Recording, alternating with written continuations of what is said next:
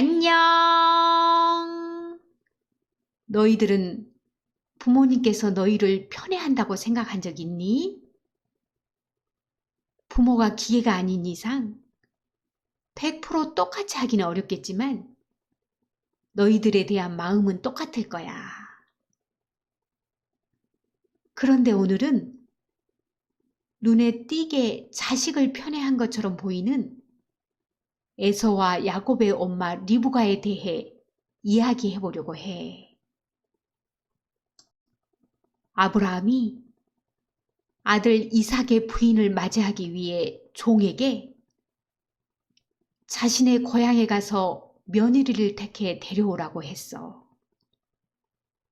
종이 약대 10피를 취해 떠나 주인의 고향에 도착해서 약대를 성 밖 우물 곁에 두었어. 종이 하나님께 기도했어. 물을 길러온 소녀 중 자신이 물을 달라고 해 물을 마시게 하고 약대에게까지 물을 주는 소녀가 있다면 그 소녀가 하나님께서 이삭의 신부감으로 선택한 자로 알겠다고 했어.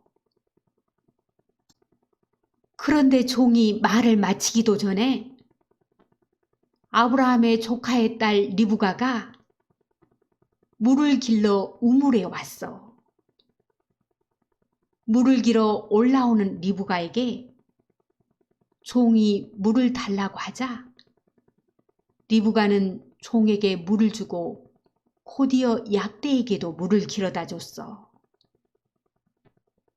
그래서 종은 리브가가 하나님께서 지정하신 이삭의 아내임을 알고 리브가의 가족에게 허락을 얻어 그녀와 함께 아브라함에게로 돌아왔어.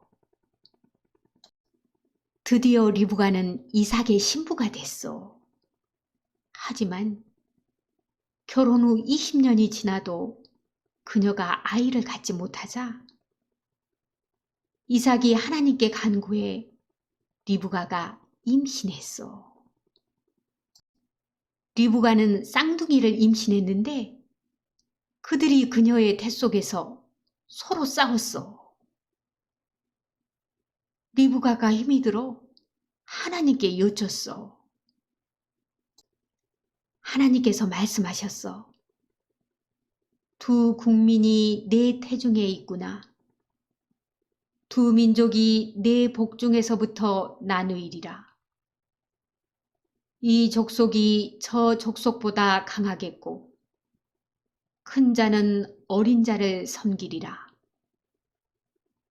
이후 리브가가 쌍둥이를 출산했는데 에서가 먼저 나오고 에서의 발꿈치를 잡고 야곱이 나왔어. 리브가가 낳은 두 아들은 장성하게 돼. 에서는 40세가 되어 이방 여인들을 아내로 취했는데 그녀들이 이삭과 리브가의 근심이 됐어. 세월이 흘러 이삭이 눈이 어두워져 잘 보지 못하게 됐어.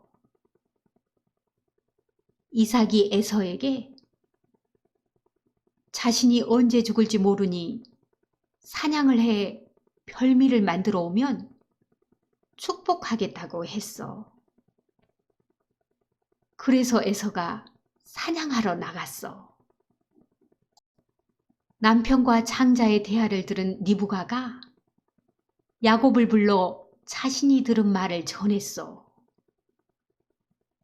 리브가가 야곱에게 염소 새끼를 가져오면 별미를 만들어 줄 테니 그것을 들고 가서 형 대신에 축복을 받으라고 했어.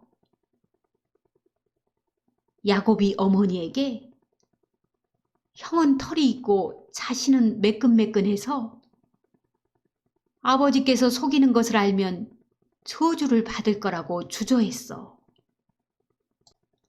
하지만 리브가는 저주는 자신에게 돌리고 자신의 말대로 하라고 했어.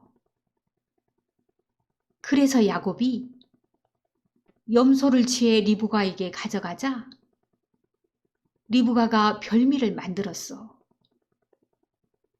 또 리브가가 에서의 옷을 야곱에게 입히고 염소 새끼의 가죽으로 그 손과 목을 꾸며줬어.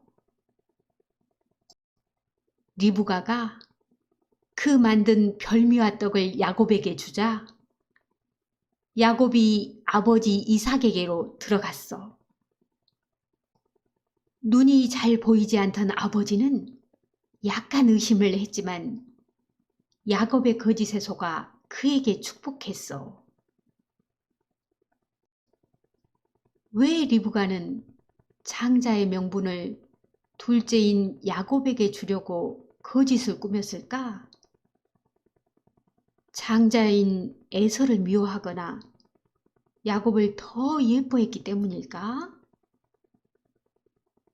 리브가는 에서와 야곱이 태 속에서 싸워 하나님께 여쭸을 때 하나님께서 그녀에게 말씀하신 약속을 마음에 간직하고 있었던 것 같아. 그녀는 태어난 순서가 아니라 하나님의 약속이 중요하다고 생각한 것이 아닐까? 장자의 명분을 가질 자격 없는 야곱을 거짓으로 꾸며 아버지에게 보낸 리브가의 마음은 하나님 앞에 설 자격 없는 사람들을 자신의 피로 덮어 하나님께 보내는 예수님과 비슷한 마음이 아닐까?